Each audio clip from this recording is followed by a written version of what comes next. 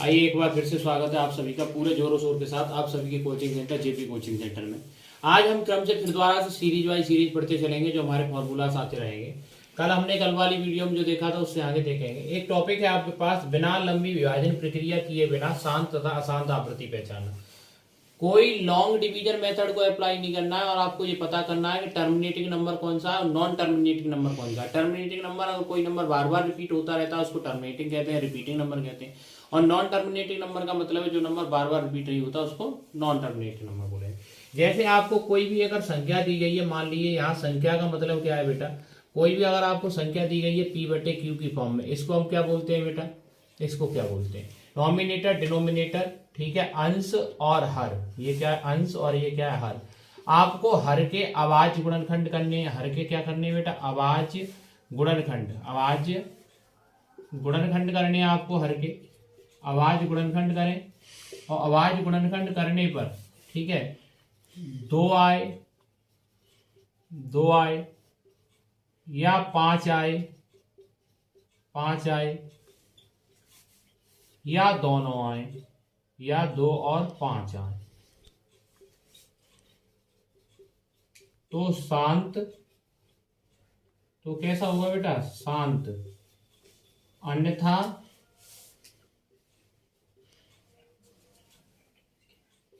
अशांत। ठीक है, अगर बात को समझने की कोशिश करेंगे, जैसे मैंने यहाँ कोई क्वेश्चन लिख दिया, मान लीजिए 5/8 मैंने नंबर लिखा है, तो इसको क्या बोलेंगे हम बेटा, अंश, और इस वाले को क्या बोलेंगे हम, हर। तो इसको अंश बोलेंगे और इसको हर बोलेंगे। अगर मैं हर के फैक्टर करता हूँ 8 को, अगर मैं 8 को काटूंगा 2 से 4 बार, 2 से 2 बार और 2 से 1 बार काटूंगा, तो यहाँ जो हर के फैक्टर आए 5/8, 8 की फैक्टर में 2 की पावर कितनी आई है, 3 आई है। तो यहाँ हमें 2 ही 2 के फैक्टर मिलेंगे, या तो 2 2 के फैक्टर मिले या 5 ही 5 के फैक्टर मिले या 2 और 5 दोनों मिले। 2 और 5 के अलावा कोई और नहीं आना चाहिए। तो इसको हम क्या बोल देंगे बेटा, शांत बोल देंगे। क्या बोल देंगे, शांत। और यहाँ 5 नहीं आया है तो 5 को क्या लिख देंगे, 5 की पावर 0। अगर जैसे आपसे बोला जाता है, यहाँ मैंने लिख दिया, मान लीजिए 12/54 लिख दिया, 12/54, तो ये वाला क्या है बेटा, अंश, और ये वाला क्या है, हर। ये क्या है आपके पास, हर। तो हर के हम फैक्टर करेंगे तो इसके फैक्टर 2 से, फिर 3 से, फिर 3 से, फिर 3 से, तो यहाँ आएगा 2 और 3 कितने बार आया, 3 की पावर 3, तो 3 बार आया, तो ये हो गया। तो यहाँ 2 तो आया, लेकिन 2 के अलावा 3 भी आया, या तो 2 ही 2 आए या 5 ही 5 आए या 2 और 5 दोनों आए, इसके अलावा कोई और नहीं आना चाहिए। जैसे आप देखो क्या हो जाएगा बेटा, ये अशांत हो जाएगा। क्या हो जाएगा, अशांत। जैसे आप मान लीजिए मैंने यहाँ लिखा 18 और यहाँ पर लिख दिया बेटा 250, तो 18 वैसे का वैसा 250 के अगर फैक्टर करेंगे तो 2 गुणा 5 गुणा 5 गुणा 5 आ जाएगा। ठीक है, यहाँ 2 आया है और 5 आया है, 2 और 5 के अलावा कोई और तो आया नहीं, तो यहाँ 2 की पावर 1 है, 5 की पावर 3 है, तो 2 और 5 ही आए हैं, तो इसको हम बोलेंगे टर्मिनेटिंग नंबर, अर्थात शांत आवृत्ति। कैसी आवृत्ति बोलेंगे, शांत आवृत्ति। तो आपको बिना लंबी विभाजन प्रक्रिया किए बिना कभी भी शांत अशांत के पूछेगा तो आपको करना क्या है, जो हर होगा उसके फैक्टर करने हैं। अगर 2 ही 2 आता है या 5 ही 5 आता है या 2 और 5 दोनों आते हैं तो शांत होगा, और 2 और 5 के अलावा कोई और भी नंबर आ गया, जैसे यहाँ 3 आ गया, तो वो क्या कहलाएगा, अशांत कहलाएगा। जब आपको कोई 2 समरूप त्रिभुज दिए जाएं तो उनके क्षेत्रफलों का अनुपात कैसे निकालेंगे, तो आपको सबसे पहले ये पता होना चाहिए समरूप क्या होता है। समरूप त्रिभुज का मतलब है सिमिलर ट्राइंगल। कौन से triangle, similar triangle. Similar triangle की परिभाषा आपने पढ़ी होगी बेटा, कोई ऐसे 2 त्रिभुज जिनकी संगत भुजाओं का अनुपात समान हो तथा संगत कोण भी समान हो, उन्हें समरूप त्रिभुज बोलते हैं। जैसे मान लीजिए कोई आपको यहाँ मैंने 2 त्रिभुज बना करके दे दिए, ये वाला हो गया, ठीक है, और एक दूसरा त्रिभुज आपके पास ये हो गया, तो ये आपके पास 2 त्रिभुज हो गए। इसका नाम लिख दिया मैंने ए, बी और सी, इसका नाम लिख दिया मैंने पी, ये लिख दिया क्यू और ये लिख दिया बेटा आर, PQR लिख दिया। तो अब इनकी भुजाओं की बात करें तो ये पहले नंबर में भुजा कौन सी है, इसकी AB। तो AB का जो रेशियो है वो PQ के साथ कैसा होना चाहिए, और बराबर यही रेशियो जो है AC का किनके साथ होना चाहिए, PR के साथ। यही रेशियो BC का किसके साथ होना चाहिए बेटा, QR के साथ। ये अनुपात कैसे होने चाहिए, इनके बराबर, मतलब इसके बट्टे में इसे लिखें, इसके बट्टे में इसे लिखें, इसके बट्टे में इसे लिखें, अनुपात कैसा आना चाहिए, बराबर। और इनके संगत कोण बराबर होने चाहिए, ये वाला किसके बराबर होगा, इस वाले के बराबर।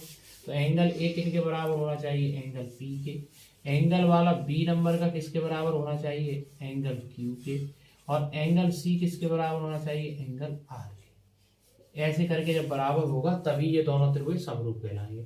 समरूप त्रिभुज कौन सा रहता है? हमेशा समबाहु त्रिभुज जो होते हैं वो हमेशा समरूप रहते हैं। अगर कभी भी आपसे बोला जाए कि कोई दो समबाहु त्रिभुज हैं तो वो हमेशा कैसे रहेंगे? समरूप रहेंगे, सिमिलर रहेंगे। कभी भी दो समबाहु त्रिभुज आएंगे तो हमेशा वो समरूप रहेंगे। वर्ग होते हैं वो समरूप होते हैं, वृत्त होते हैं वो समरूप होते हैं। अब ये बात करें हम क्षेत्रफलों का अनुपात क्या होता है, तो इनके जो क्षेत्रफलों का अनुपात होता है, क्षेत्रफलों का हम यहाँ लिखेंगे क्षेत्रफलों का जो अनुपात, क्षेत्रफलों का अनुपात जो होता है वो क्या होता है? बराबर में बेटा संगत भुजाओं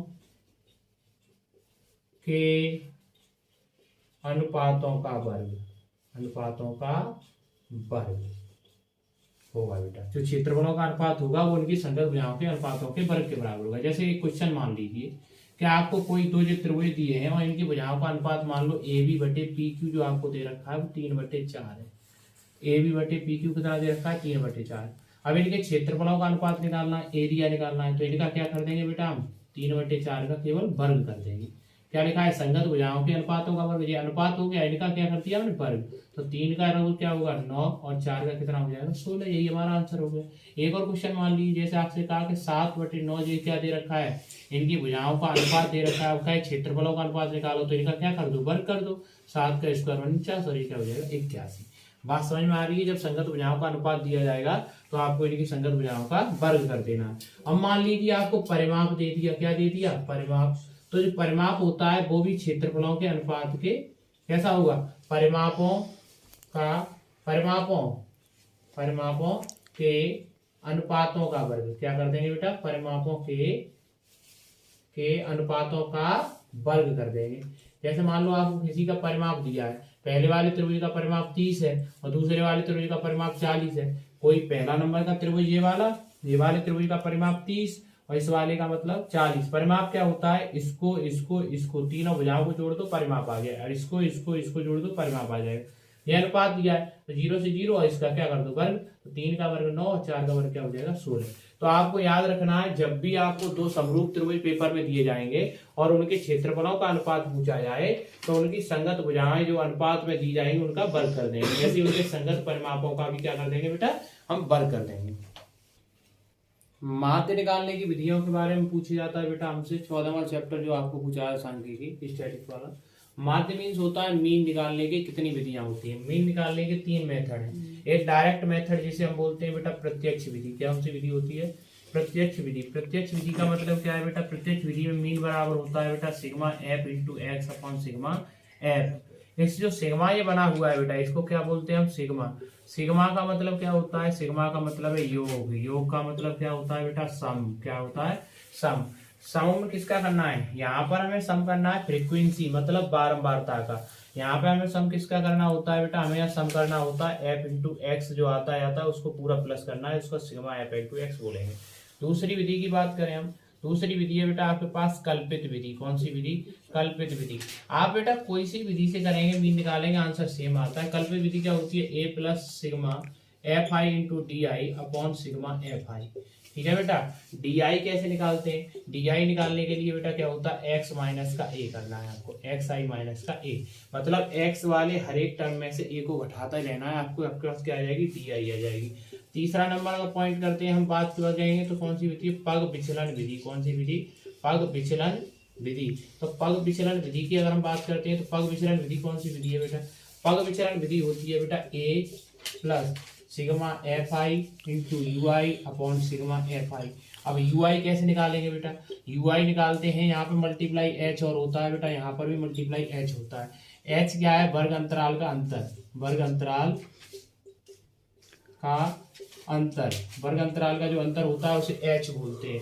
क्या बोलते हैं बेटा? वर्ग अंतराल के अंतर को एच बोलते हैं। ठीक है, यहाँ पर भी एच होता है। यू आई कैसे निकालेंगे बेटा? एक्स आई माइनस ए अपॉन में क्या रखना है? एच रखना है आपको। क्या निकल आएगा आपका? यू आई निकल करके आ जाएगा, बस केवल आपको डिवाइड करना है। ठीक है, ये तीनों विधियों से हम क्या निकाल सकते हैं? माध्य निकाल सकते हैं। माध्य के बाद अगर बात करते हैं हम माध्यक की। माध्यक मीन्स होता है माध्य का मिडिन जो होता है उसको निकालने के फॉर्मूले क्या है? माध्यिका निकालने के 3 प्रॉपर्टी आपको, जब जैसे मान लीजिए आपको क्या दिया जाए बेटा? आंकड़े दिए जाएं। आंकड़े क्या दिए जाए? आंकड़े। तो आंकड़े के लिए आपको करना क्या है, आंकड़े कैसे होते हैं, आंकड़े भी दो प्रकार है, प्राकृतिक आंकड़े और गौड़ आंकड़े वगैरह जो भी होते हैं।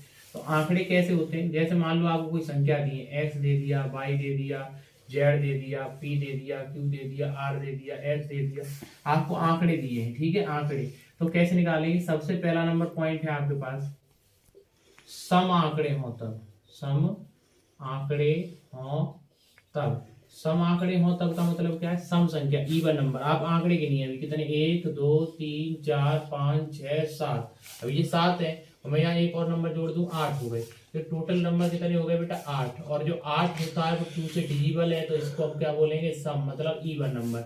तो इवन नंबर है तो मिडिल कैसे निकालते हैं माध्यिका, तो m बराबर फॉर्मूला होता है बेटा, जैसे सम है तो 1/2 ब्रैकेट में n/2, यहाँ ts टर्म बोलते हैं अंग्रेजी में, ठीक है, और इसको हम हिंदी बोलते हैं बापद, n/2 बापद और प्लस n+2/2 बापद, ये फॉर्मूला होता है बेटा आपके पास बापद, ठीक है ना।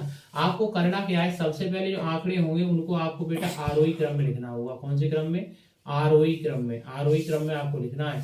आरोही क्रम में कैसे लिखते हैं, असेंडिंग ऑर्डर, जैसे मान लो मैंने यहाँ लिख दिया 5 9 2 1 3 7 11 12, ये मैंने लिखे, तो ये यहाँ पे जो आंकड़े लिखे हैं मैंने, या डाटा जो लिख रखा है वो नंबर अभी आरोही क्रम में नहीं है, असेंडिंग ऑर्डर नहीं है। तो सबसे पहले असेंडिंग ऑर्डर, असेंडिंग ऑर्डर पहले सबसे छोटा, फिर उससे बड़ा, फिर उससे बड़ा, फिर उससे बड़ा, फिर ऐसे 9, फिर 11, फिर 12, अब ये क्या नंबर हो गए, 1 2 3 4 5 6 7 8, ये असेंडिंग ऑर्डर हो गया, कौन सा, असेंडिंग ऑर्डर। जी अभी तो दिए गए थे, ये तो क्वेश्चन है आपके पास, आपको सबसे पहले इसको असेंडिंग ऑर्डर में लिखना है, आरोही क्रम में, कौन से क्रम में लिखना है, आरोही क्रम में। तो आरोही क्रम में लिख दिया। अब ये 8 नंबर है तो 8 को हम क्या बोलेंगे, यहाँ टोटल नंबर कितने 8, जो 8 नंबर आपको दे रखे हो n की वैल्यू होगी, अब यहाँ पे n की वैल्यू रखिए, तो 1/2 ब्रैकेट में n/2 पद हो गया, तो n की अब क्या आएगा 8, प्लस यहाँ आएगा 8 + 2/2 पद हो गया बेटा आपके पास यहाँ पे, ठीक है। तो 8/2 पद हो गया, 2 से काटेंगे, 2 चौके 8 हो जाएगा, 2 से काटेंगे 8 और 2 10, 10 का कितना होता है 5, तो 1/2, अब क्या लिखा है 4वां पद, तो 4वां पद क्या है बेटा, 4वें नंबर में संख्या कौन सी है, 1 2 3 और 4, 4वें नंबर पे क्या है 5, प्लस अगला नंबर क्या है बेटा आपके पास 5वां पद, 5वें पे क्या है 7, तो ये चौथे नंबर वाली संख्या हो गई, ये 5वें नंबर वाली संख्या हो गई, तो 7 और 5, तो यहाँ हो जाएगा 1/2 गुणा 7 और 5 12, 2 से काटेंगे 6 बार कटेगा, तो आंसर क्या आएगा 6, आंसर क्या आएगा 6।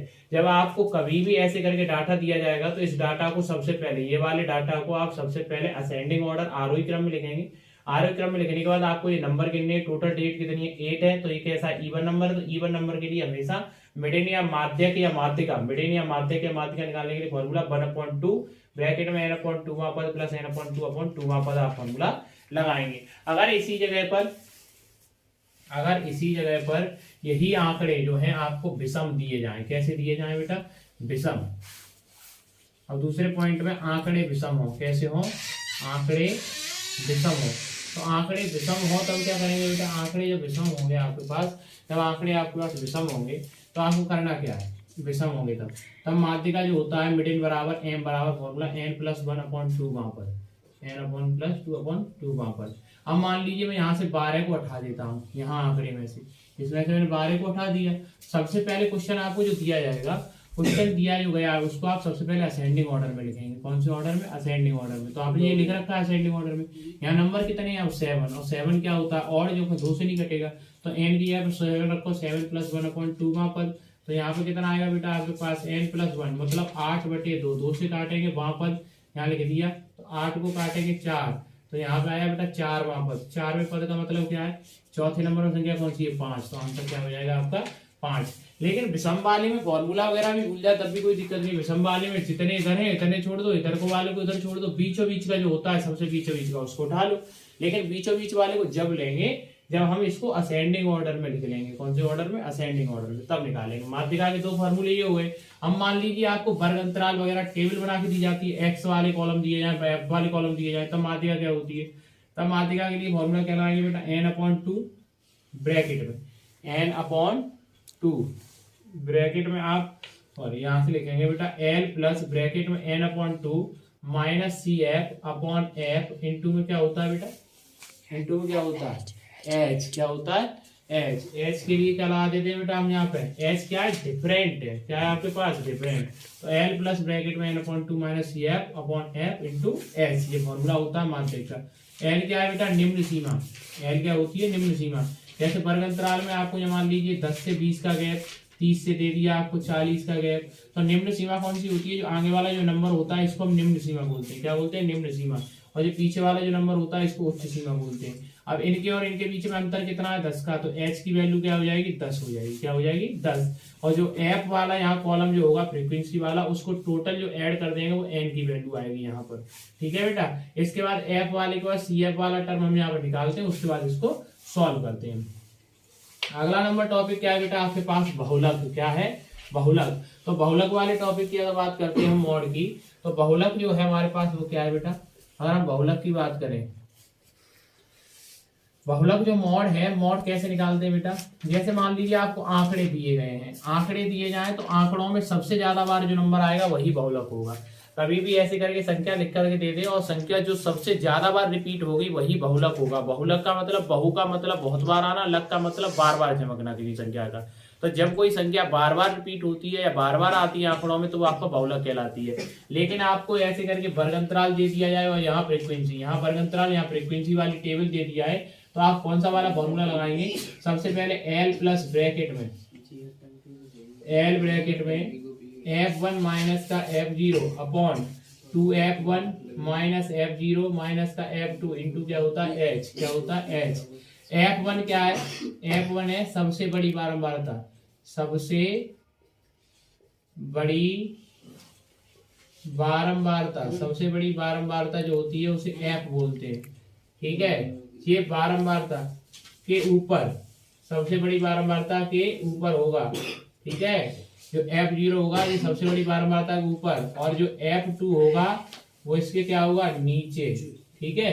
क्योंकि जब आप f1 निकाल लेंगे, f1 1 से पहले क्या आता है 0 और 1 के बाद क्या आता है 2, तो f1 से ऊपर वाला क्या होगा f0 और f1 से नीचे वाला क्या होगा f2। आप वैल्यू यहाँ पे रख करके उसका आंसर निकाल सकते हैं। तो आपसे जो 14वें चैप्टर में वो उसके तरह पूछता है, माध्य पूछता है, बहुलक पूछता है, माध्यिका पूछता है। ये हमने फॉर्मूले आपको बता दिए और आपको फर्स्ट चैप्टर का बता दिया फॉर्मूला हमने, थर्ड चैप्टर के आपको फॉर्मूले बता दिए, फोर्थ चैप्टर के आपको फॉर्मूले बता दिए।